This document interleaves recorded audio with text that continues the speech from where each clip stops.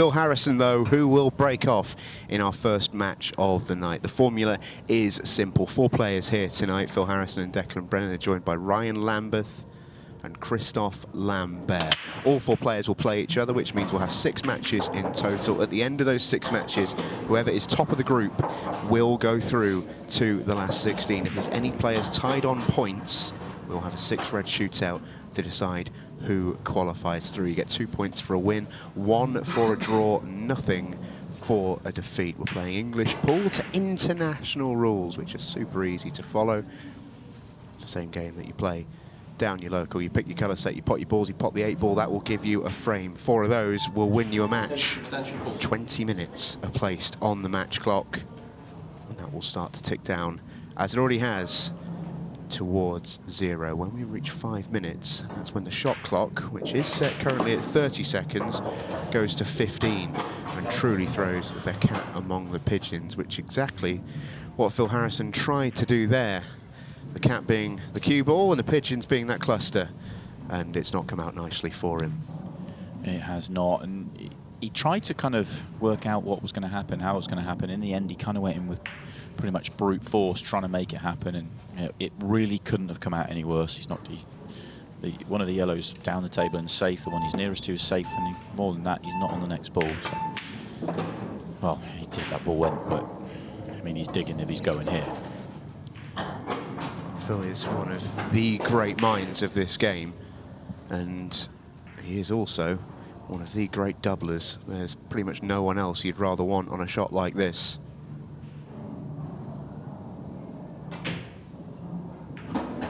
Well, there's some of the work done. Very interested to see how he goes about his work at the top of the table. The leftermost yellow there is a big problem. It's so tight to the rail, I don't think he can do short position. I think he may be leaving that for another double. Potentially, it'd be interesting to see whether he does play on the loose one and then get on the double, or he's got the angle now to attack it. Not guaranteed to be on the other one if he does. Attacking it, he's gone for, and he's not got his line right.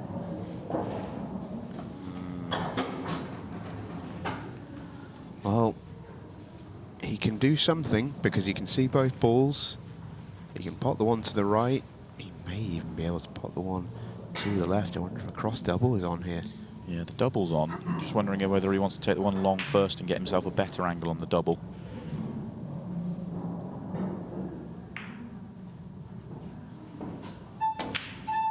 Yeah, now the double. Just shows the level of which you've got to commit to if you want to win frames tonight. This is tough. Phil Harrison has got the shovel out from the first ball, and he's still digging.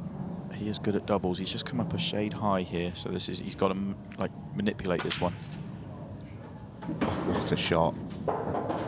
Oh, how'd you like it?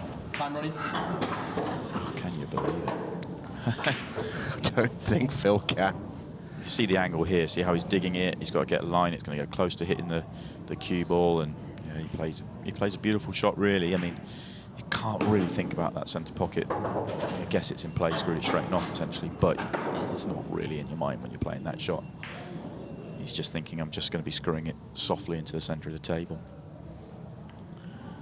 But that's a big moment. Early opening frame. Declan Brennan now wide open here to take the opener. Well, how often do we say it, Simon? You know, it's not necessarily always about who plays the best and playing your best pool for, you know, every single match. It's sometimes just about winning the moments. And in this first frame, Phil Harrison had his moment, and he didn't end up on the right side of it. That's it. These races are so short, 20 minutes. It is a race to 4, but a lot of the time we don't see, you know, we're not guaranteed to see 7 frames unless they're quick ones. So the moments are everything. And even if it was just a straight race and there's no match clock, you know, you're giving away the first frame essentially. And Phil broke as well, which means he may not see the table until he's 2-0 down. And that will feel like that shot's cost him 2 frames, not just the one. Tough spot to be in.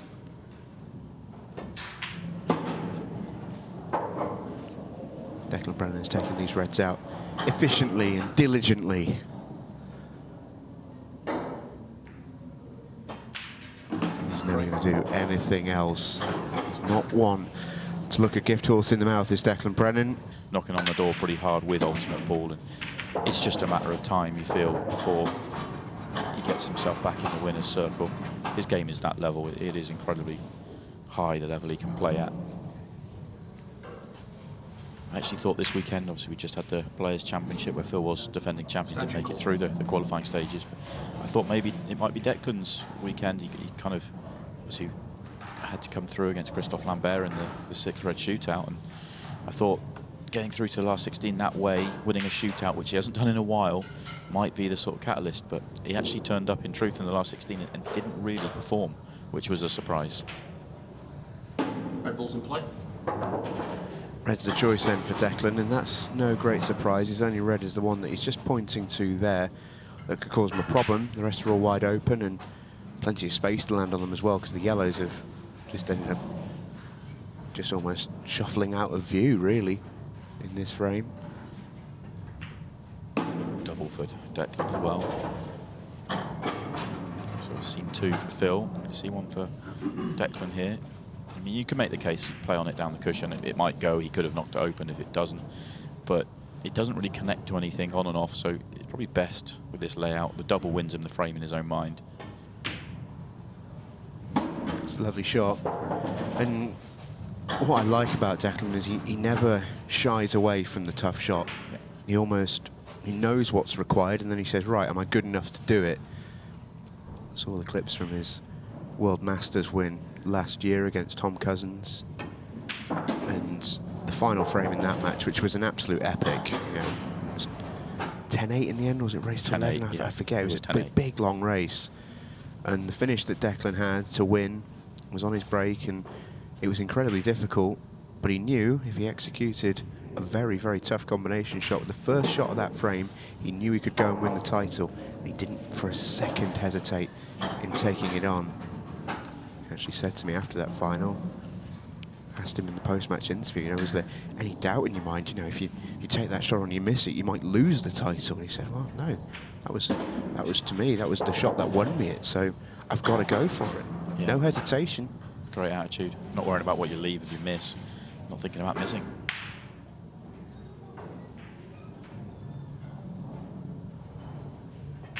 And the Destroyer goes 2-0 to the goods.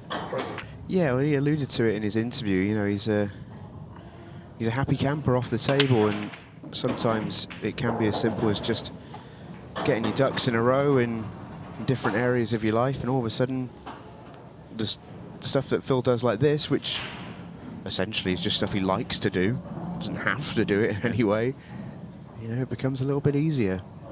And at the level he's at, sometimes it just requires a clarity of mind and a bit of self-confidence, and it's amazing what's been unleashed in the last 6 months or so. This is a beautiful layout for him. There's no doubles required in this one, unless it goes horribly wrong. This is a really inviting layout. The connections are good. Only question mark, does the one that's at the bottom of the triangle area pass bottom left? If it does, it really is glorious, really.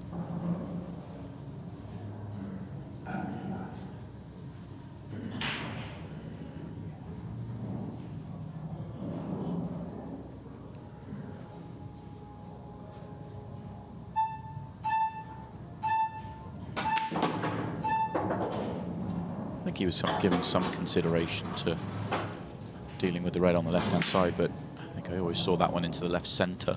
Plenty of room for there, and 8 ball goes right centre, I think. So I always sort of thought it might be the last ball, but if the 8 ball doesn't go right centre, then maybe not.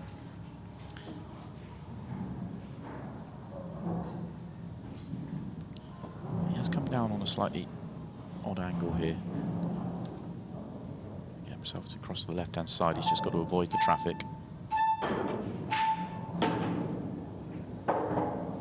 Does that knock the red safe? He checks on his way round. Not a massive problem if it doesn't go anymore. Just play on it in the same pocket.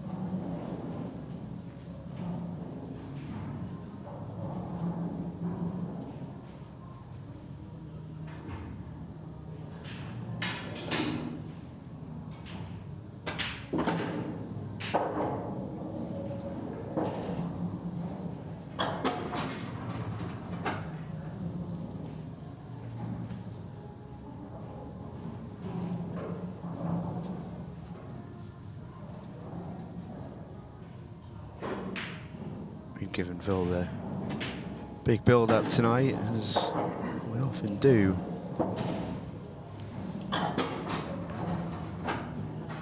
Often described him as your favourite pool player's favourite pool player. It's amazing how true that is. He's so well respected and regarded in this form of the game. He's not your favourite player when you're playing against him, I can tell you. No. No, that's very true. But, you know, he's got so many accolades in the game, he's won so many titles, but it's not really the titles that 6 minutes and ticking remaining. Big break from Declan. He is going to get himself a ball. I think at first glance these have come out okay. Yeah, be happy. Be very happy. Bit of work, just deciding which way round to go. I think the yellows are sitting pretty here. There's no traffic in the way. There's no real issues. Extension calls. You could even go reds here actually.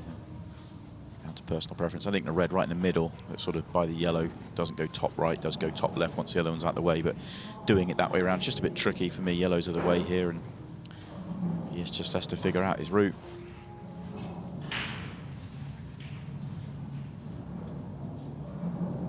Is he straight enough to track on the one at the top cushion straight away? Doesn't really need to. Comes across. The only yellow that's slightly an issue is the one that would have to drop in delicately to left centre.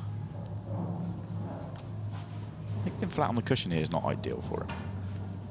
If he played on the one that's on the cushion, because he's going to then be on the cushion for the next one, and it then means that the next pot, if he goes for the one along top cushion, becomes missable. I just think, yeah, he's going to. He may pull back, and actually I think the one that's just to the left of the cue ball now might go as well to the top left. But it is going to be the one along the top cushion. So this is from the cushion, this is missable.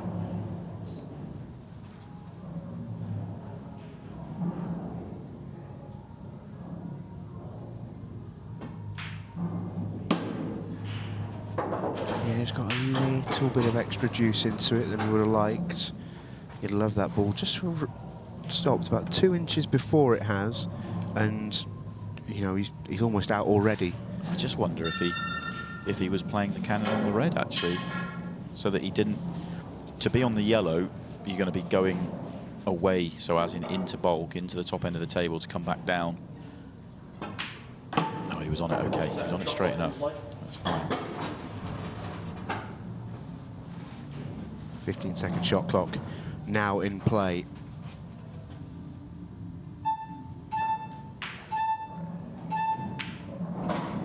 Those beeps are plenty tonight.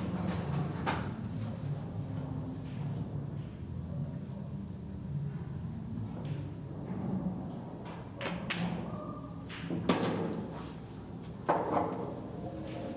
wonder if Decky's going to try and chew a little bit of clock here. Yeah, he's certainly taking his time over it. Not egregiously so, but he's just waiting for the beeps. Full thumping in the 8 ball. How things are set to go. Well, the first frame where they came out a little bit smelly, they've been largely pretty good. And they're going to be pretty good again. But Phil's not going to get his chance at them. I say pretty good. Just the last couple of balls on the move here have tied themselves up particularly towards the bottom, well, the top left as you look at it now. And, well, put it this way, Declan will not mind that this has come out a bit tricky. I think in Declan's situation, I'd take yellows and get to work. Caveat that as long as the yellow and red aren't a straight plant, so that you can't play the 3-ball plant on reds and have a real good chance to go. But yeah, get yourself the yellows. The 3 reds at the top aren't ideal, and that would be my aggressive action in this frame over, because whilst if this was a middle match, middle frame in a match, long time left on the clock, Declan's so aggressive, he may well chase one, but not here, not now. There's just no point.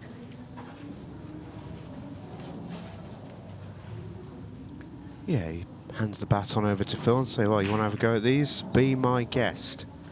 There will be some just jockeying of position here. I'd do the same again if I was Declan here. I know he's only got 1 ball to break out. The 2 on the left-hand side can be worked out, but what benefit do you get for potting in this situation?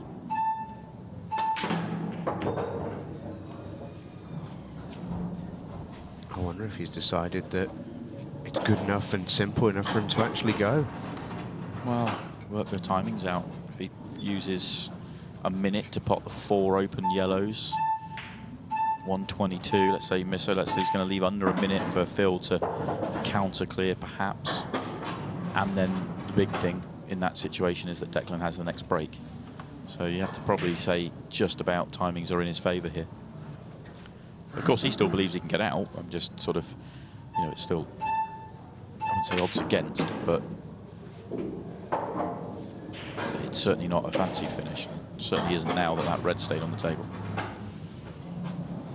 Yeah, the annoying thing is he's on the loss of turn. Now, difficult to get back there again. I think he's going to continue to go because every time he pots, it's 15 more seconds he's chewed up. I think he can just about manufacture the angle. Maybe a touch thin here. Yeah, we need to put it right on the thick side of the pocket here, just like that. And slowly. That was a nice pace, and this goes top right.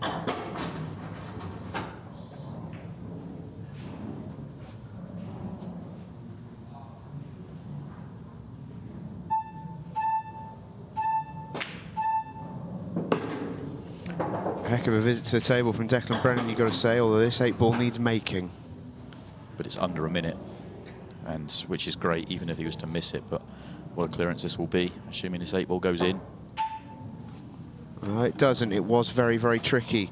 So Phil Harrison, who is, well, one of the better speed pool players you'll see. He's won some big titles with buzzer beaters.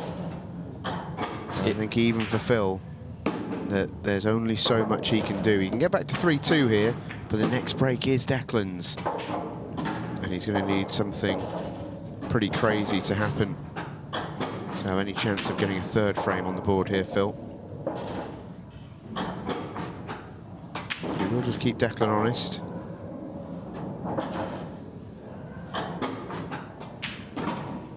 So 3-2, 12 seconds left. There's time for a break, and that is it.